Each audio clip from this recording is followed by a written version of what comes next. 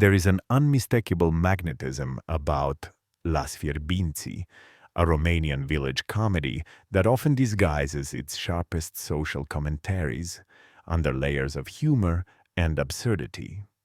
In the episode Arabul, this contrast between laughter and unease is more evident than ever. It starts innocently enough, with the rumor that a mysterious Arab man has arrived in Fierbinți, but as the episode unfolds, the small community's fragile ecosystem of gossip, prejudice, and superstition is laid bare. What makes Arabul fascinating is not simply the arrival of an outsider, but how this presence becomes a mirror, reflecting every inhabitant's fears, insecurities, and illusions of self-importance. The story opens on a dusty road at noon, when Bobița and Gianni spot a black SUV stopping by the bar. Their reaction is immediate suspicion, followed by a comical yet revealing conversation about foreign wealth and stereotypes. The Arab, portrayed as polite, well-dressed, and slightly amused, barely speaks, yet his silence creates ripples through the village. By evening, rumors spread that he is buying land, that he is searching for treasure, or that he is part of some shadowy organization. This chain of irrational speculation becomes the true subject of the episode, how people fill their ignorance with imagination and their fear with fantasy. Each scene adds a layer to the collective paranoia. Branzoi insists he heard the man asking for water from a specific well that hides gold, while Ardiles claims he saw him taking pictures near the church. Meanwhile, Celentano, half drunk but sharp in his own way, delivers one of the most ironic monologues of the series, saying that people only fear what they cannot drink or laugh at. His cynical wisdom grounds the comedy in an existential truth. Ignorance and curiosity share the same birthplace. What sets Arabul apart from other episodes is how it subtly shifts tones. At first, it plays as pure farce, with the villagers trying to act important in front of a foreigner, speaking broken English, and offering nonsensical explanations about local traditions. But as the narrative develops, the laughter begins to feel uncomfortable. The villagers' desperate need to prove their hospitality, mixed with jealousy and suspicion, transforms the story into a social fable about identity and belonging.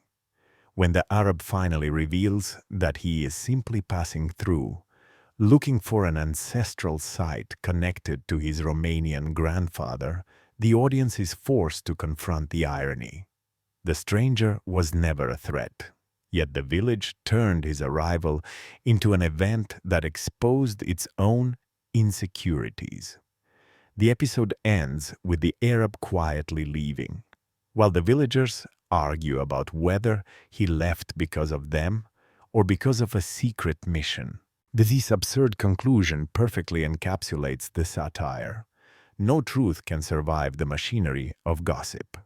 I remember watching this episode and laughing at the ridiculousness of it all, but then realizing how familiar it felt. Every community, large or small, tends to create myths around outsiders. Whether it's a new neighbor, an immigrant, or a wealthy investor, people project onto others their fears and desires. Las Fierbinți turns this simple truth into a comedy of errors that never loses its human heart. The cinematography also plays a subtle role here. Long static shots emphasize the stillness of rural life, where nothing ever really happens, and that's precisely why any minor disruption feels monumental.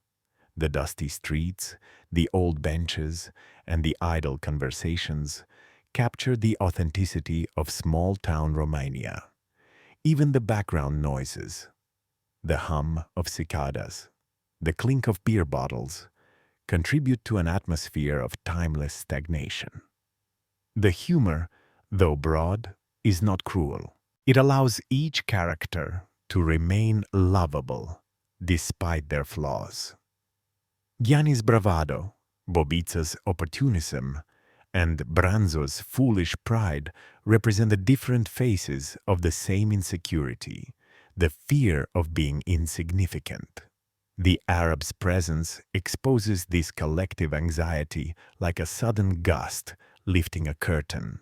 In a broader sense, Arabul becomes a microcosm of how societies handle otherness. It's about cultural misunderstanding, but also about the longing for recognition. Every villager wants to matter in the stranger's eyes. They want their little corner of the world to be noticed. The comedy arises from that desperate yearning. Personally, what struck me most is how the episode uses humor as a defense mechanism. Behind every joke lies a fear of change. Behind every exaggerated gesture lies an unspoken desire for validation. It reminded me of the first time I traveled to a remote European village where locals stared with the same mix of curiosity and suspicion. The laughter in Fierbints hides something deeply human, the fear of being forgotten by the modern world. By the final scene, when Celentano raises his glass and says, "He'll come back. Nobody really leaves Fierbinzi," the line sounds both ridiculous and profound. The Arab may never return, but his visit has left a mark, not on the village's geography, but on its fragile sense of self. The beauty of Arabul is that it can be watched as light entertainment, yet beneath the laughter lies a bittersweet portrait of human insecurity.